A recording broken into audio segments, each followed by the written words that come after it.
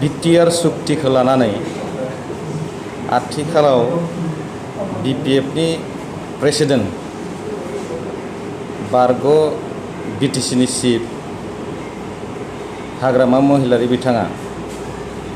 BTR सुक्तिया भेलुलेस होननाय बाथ्राखौ आङो दिनै नासयट खालामो। मानोना BTR सुक्तिया आंनि बुजिनायाव आं जिखिनिखौ स्टाडि खालामदों बियो बिराद मोनसे मोजां सुक्ति।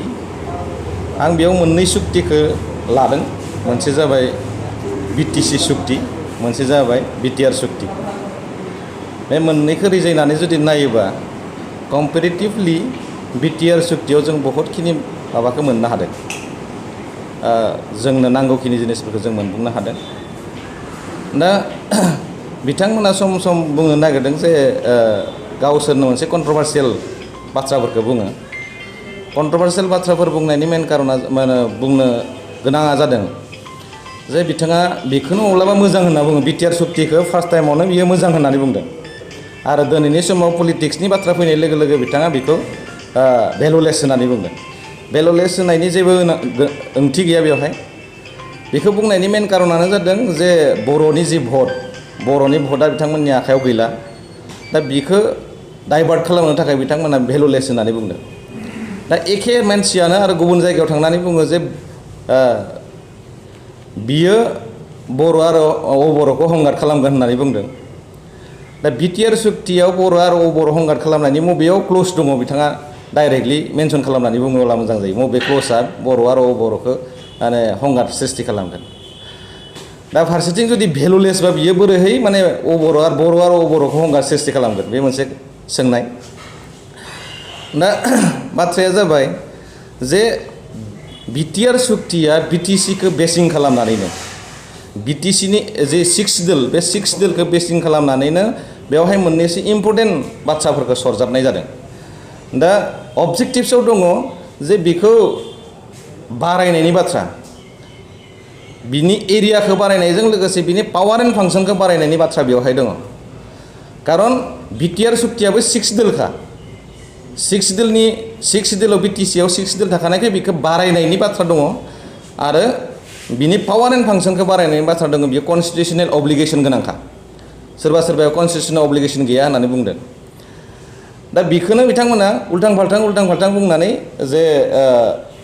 कनस्टिटिउसनेल अब्लिगेसन गैया होननानै फोरमायनो नागिरदों। खिन्थु बियो इटसेल्फ 6 दोल हिसाबै कनस्टिटिउसनेल अब्लिगेसन गोनांखा। बिनिफ्राय बेवहाय पावार एन्ड फांसना बोरै बाहायदों, बोरै बारायदों। दा पावार एन्ड फांसनखौ जुदि बारायनाय होननानै जुदि जों नायोबा बेवहाय 7 सिडोलनि माखासे बाथ्रा हाबनानै दङ। 7 सिडोलनि लिस्ट 3 नि बाथ्रा हाबनानै दङ, लिस्ट 1 आरो लिस्ट 3 नि बाथ्रा हाबनानै दङ। दा बे हिसाबैबा बेयो कनस्टिटिउसनेल। दा बेफोरखौ जुदि जों नायोबा बियो बिराद मोनसे मोजां गोरोबथा जादों होननानै जों बुंनो हायो। बिनि अनगायैबो माखासे इन्स्टिटिउसननि बाथ्रा फैबाय। दा जिखिनि बाथ्राफोरखौ हाग्रामा महिलारि बिथाङा बुंबाय थादों, बिथांनि बुंनाया अनलि पलिटिक्सखौ लानानैल' बुंदों बिथाङा। बेवहाय जेबो गैया होननाय बाथ्रायाबो पलिटिक्सखौ लानानै बुंदों। मानोना बेखिनिखौ बुंनाय लोगो लोगो बर' मानसिफोरा माने एसे कनफिउजन जानानै बिथांमोननि फारसे जाहाथे आक्रोशित जायो, बेखिनि बाथ्राखौ खालामनो थाखाय बिथाङा बुंगासिनो दङ। आरो फारसेथिं गुबुन जायगायाव थांनानै बुंदों मा बियो बेजोंनो सेपारेट स्टेटआ जागोन। आदार कास्टनिफोरनाव थांनानै बिथाङा बुङो जे बेजोंनो सेपारेट स्टेटआ जागोन। दा कन्ट्रभार्सियेल स्टेटमेन्टफोरा बिथांनियाव ओंखारगासिनो दङ। आरो बेखिनि ओंखारनाया जाबाय बिथांमोननि मोनसे गिनाय मोनसे फैदों जे दिनैनि समावहाय UPPLनि जि धौ बेवहाय सृष्टि जादों आरो BTR एकर्डखौ इमप्लिमेन्टेसन खालामनायनि थाखाय बयबो गुबुन जाति जनगोष्ठीनि मानसिफोरा ओंखारनानै जे बेवहाय बारसोमनानै खामानि मावदों, बेखौ नुनानै बिथाङा मोनसे गिनाय फैदों। गिनानै जे पावारा थानाय नंला बेखौ गिनानै बिथाङा बेखिनि बाथ्राखौ बुंथिंगासिनो दङ। आरो बेयाव इलिगेल जिखिनि जादों बे इलिगेलखौथ' बिथांमोना बुङा। दिनैनि समाव पलिटिक्सनि बाथ्राखौ जुदि जों बुंनो थाङोबा पलिटिक्सआव BPF हिसाबै मा मावनो नागिरदों बिनि मोनसेबो बाथ्रा गैया। फिउचार एक्सन अफ कर्सआ मा खालामगोन जे बिथांमोना बिखौ बुंनानै भट बिनो हानायनि जेबो राहायानो गैया। जे BPFआ फैबाय थानाय समाव मा मावगोन बिनि जेबो एक्सन प्लेनबो गैया, माबाबो गैया। आरो मानो थाखाय बिथांमोननो भट होनांगौ बेखौ बुंनो हाया बेखौ बुंनो हायैनि थाखाय मा होनना बुंदों बिसोरो नै BTR एकर्डखौ लानानै फैदों BTR एकर्डआव जेबो गैया होननानै बुङोबा मानसिफोरा कनफिउज जागोन बेखिनि बाथ्राखौल' आरो दिनैनि समाव जुदि जों नायोबा एकर्डनि बेलायाव जे माने प्रमद बर' बिथाङा थगायबाय होननानै जे बुंबाय थादों बेबो कमप्लिटलि मिसा ओरैनो बे पलिटिक्सनि थाखायल' खालामदों बेखिनि बुंनाया बिनिफ्राय आरो मोनसे खोथाखौ आं बुंनो लुबैदों जे बैयावहाय आं दाखालि मोनसे बाथ्राखौ नुनानै एसे गावखौनो एसे माने माबाबो मोनदों उसुबिदाबो मोनदों माने बुंनोबो उसुबिदा मोनदों जे थांनाय 12 तारिखआव मोनसे मिटिं लानायनि गेजेरजों रिभिउनि बाथ्रा BTR एकर्डनि इमप्लिमेन्टेसनानो जायाखै इमप्लिमेन्टेसन खालामनायनि गेजेराव मायाबा उसुबिदा मोनोबासो बिनि रिभिउ जायो इमप्लिमेन्टेसननि गेजेराव बेखौ रिभिउ जायो रिभिउआ मानो थाखाय फैखो होमबा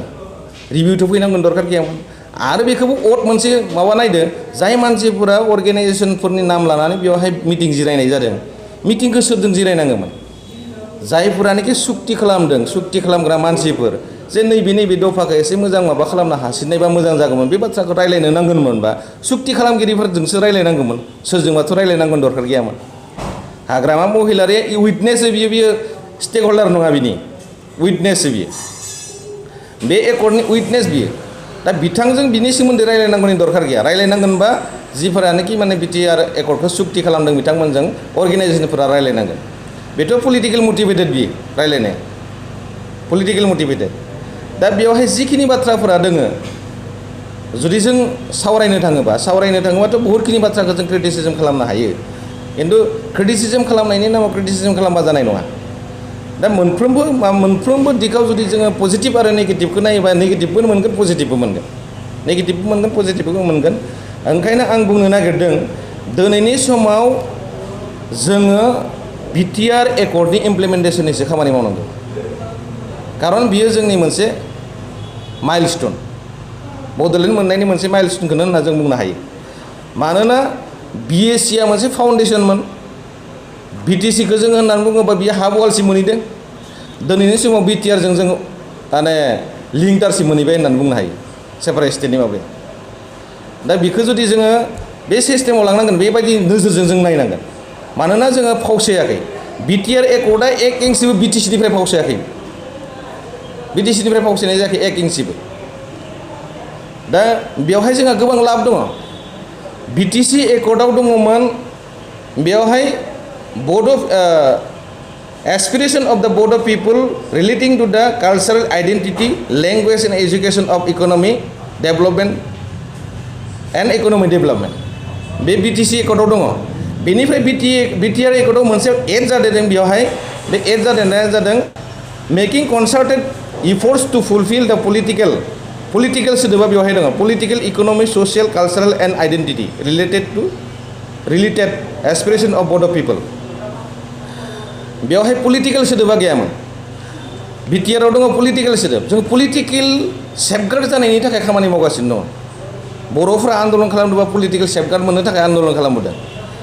दा BTC एकर्डआव दंमोन माने बेयाव ससियेल कालचारेल इकनमिक आइडेन्टिटि बेनि सायाव बांसिन स्ट्रेस होनानै बेखौ एकर्ड खालामनाय जादों एबारनि BTR एकर्डआव जादों पलिटिकेलखौबो जोङो जाहाथे बेयाव इनसियर खालामनो हायो आरो पलिटिकेलखौ इनसियर खालामनायनि थाखायनो बेवहाय सोजेननाय जादों जे आगमेन्टेसन अफ एरिया बारायनाय आरो पावार बारायनाय बिनि अनगायैबो जिखिनि माखासेखौ जों कालचारेल आइडेन्टिटिनि थाखाय बेवहाय एस्टाब्लिश खालामनाय जाबाय कालचारेल आइडेन्टिटि बे कालचारेल आइडेन्टिटिखौ जों नांगोन ना जोंनि लेंगुवेजखौ जों एस्टाब्लिश खालामनांगोन लेंगुवेजखौ एस्टाब्लिश खालामनो थाखाय दिनैनि समावहाय बे एकर्डनि गेजेरजों माने आसामनि एस'सियेट लेंगुवेज जानांगौ बर' लेंगुवेजआ एकर्ड हिसाबै आसामनि एस'सियेट लेंगुवेज जानांगौ बिनि अनगायैबो जिमानखिनि बर' मिडियाम स्कुल दङ आउट अफ BTR ओनसोलाव थानाय बर' मिडियाम स्कुलफोरा गासैबो कमप्लिटलि प्रभिन्सियेलाइज जानांगौ फारसेजों BTRआव थानाय जिखिनि स्कुलफोर दङ बेयो बर' आरो नन बर' जिखिनि माने मिडियामनिफोर भार्नाकुलार दङ बेखिनिया गासैबो जानांगौ खिन्थु आउटनिया बर' मिडियामा जानांगौ होननाय बेवहाय मेनसन खालामखानाय दङ कमप्लिटलि उइदाउट कन्डिसन बिनि अनगायैबो आरो मोनसे बिराद गिदिर बेवहाय एचिभमेन्ट दंबावो बे एचिभमेन्टआ जादों ट्राइबेल बेल्ट आसामाव थानाय जिमानखिनि असमाव अल आसाम BTR ओनसोलखौ गारनानै काउन्सिल ओनसोलखौ गारनानै जायफोरानोखि जायफोरानोखि बर' मानसि मबेबा मोनसे ट्राइबेल बेल्ट एन्ड ब्लकआव गैया बर' गामि दङ बै लेन्डआ प्रटेक्सन जानांगौ होननानै बेवहाय दङ बै जायगायाबो प्रटेक्सन जानांगौ होननानै बेवहाय दङ बिनि अनगायैबो आरोबाव बाहेरायाव थाबोनाय बिटिआरनि बाहेरायाव थाबोनाय जिखिनि बर' मानसिफोर दङ बै बर' मानसिफोरनि थाखाय बर' कसारि अट'नमास वेलफेयार अट'नमास काउन्सिल बेबो बेवहाय दङ दा बे हिसाबै कमप्रिहेन्सिभ होननानै बुंनायनि कारना बे कमप्रिहेन्सिभ बर'फोरनि खना खनलाहा थानाय जिखिनि मानसिफोर दङ बेखौ लाफाजोबनानै बेवहाय एकर्ड खालामनाय जादों बेनो कमप्रिहेन्सिभआ आन्दलनकारि खालामग्राफोरखौल' लादों होननानै नङा बियो जिखिनि बर' मानसिफोर दङ जि इसुसफोर दङ बे इसुसफोरखौ कमप्रिहेन्सिभलि लाबोनानै थाबोनाय थालांनाय बे गासैखौबो लाबोनानै जि मोनसे एकर्ड जादों बेनो कमप्रिहेन्सिभ एकर्ड दा बेखौ लानानै जों गोनो गोथो साननांगौनि बाथ्रा गैया दा दिनैनि समाव जायफोरानोखि बिटिआर एकर्डखौ रिजेक्ट खालामदों जाय मानसिफोरा बिटिआर एकर्डखौ रिजेक्ट खालामदों अब्ला बै मानसिफोरा जोंनि जिखिनि सलुसन जाबाय बे सलुसनखौ लुबैयाखै एनडिपिखौ न'आव फैफिननायखौ लुबैयाखैमोन बिथांमोना न'आव फैफिननायखौ लुबैयाखैमोन हदाय बै मानसिफोरखौ मोनसे फ्रेक्सन खालामनानै गावसोरा पलिटिकेल बेनिफिट लाबाय थानायनि मोनसे बाथ्रा सानबाय थादों होननानै जों साननो गोनां जागोन ओंखायनो दिनैनि समाव मोनसे बिराद मोजां परिबेस फैदों बे परिबेसखौ जोङो बर' मानसि हिसाबै हारभेस्ट खालामनांगौ आरो बिटिआर एकर्डखौ इमप्लिमेन्टेसन खालामनायनि थाखाय खामानि मावनांगौ बयबो अब्लानियासो जोंनि ओनसोलाव मोनसे पार्मानेन्ट पिस मोनसे फैगोन आरो वान स्टेप आवगायनानै जोंनि जि मोनसे उद्देश्य बे उद्देश्यसिम मोनहैनायनि लामाया जोंहा क्लियार जागोन आरो बेवहाय आङो बर' थुनलाइ आफादखौ मोनसे खावलायनो लुबैदों बिथांमोनाबो दाखालि 12 तारिखनि मिटिंआव दङैमोन आं बिथांमोननियाव मोननैसो कुइसनखौ सोंनो लुबैदों बिटिआर एकर्डआ जुदि रिजेक्ट खालामजादोंबा बिटिआर एकर्डआ जुदि जायाखैबा आं सोंनो लुबैगोन जे साहित्य सभानो बर' थुनलाइ आफादनो सेपारेट डाइरेक्टर फर बर' मिडियामखौ नांगौ ना नाङा बेयावथ' दङ बे एकर्डआवथ' अबा नांगौना नाङा साहित्य सभानो बर' लेंगुवेजआ आसामनि एस'सियेट लेंगुवेज जानायखौ नांगौना नाङा बेयावथ' बे एकर्डआवथ' दङ बर' मिडियाम स्कुल्सफोरा प्रभिन्सियेलाइज जानायखौ नांगौना नाङा बे एकर्डआवथ' दङ साहित्य सभानो बेखौ नांगौना नाङा अब्ला आं बेखौसो सोंनो लुबैदों साहित्य सभानि आफादगिरि आरो नेहाथारैनो साहित्य सभा हिसाबै आं माना होयो खिन्थु साहित्य सभाया जिखिनि खामानिखौ मावबोबाय थादों बेयो बर' जाथिनि थाखाय खामानि मावबोदों खिन्थु दिनैनि समावहाय जिफोरानोखि नेतृत्व होदों बे नेतृत्वनि मानसिफोरखौ आं सोंनो लुबैदों नेतृत्व होगिरि बिथांमोनखौ सोंनो लुबैदों स्पेसियेलि प्रेसिडेन्ट सेक्रेटारिखौ जे बे एकर्डआव जिखिनि जाबाय बर' थुनलाइ आफादनि थाखाय बर' लेंगुवेजनि थाखाय बे लेंगुवेजनि थाखाय जेनेबा बर' मिडियामनि थाखाय सेपारेट डाइरेक्टरेट बेयाव लिरजाबाय बे एकर्डआव बिनिफ्राय आसामनि एस'सियेट लेंगुवेज हिसाबै बेवहाय फैबाय माखासे बर' मिडियामनि स्कुल्स आरो कलेजफ्रा प्रभिन्सियेलाइज जानायनि बाथ्राया फैबाय बेखिनिखौ दानि बर' थुनलाइ आफादनि दैदेनगिरि बिथांमोननो नाङा नामा दैदेनगिरिफोरनो नाङा नामा दानि आं बेखौसो सोंनो लुबैदों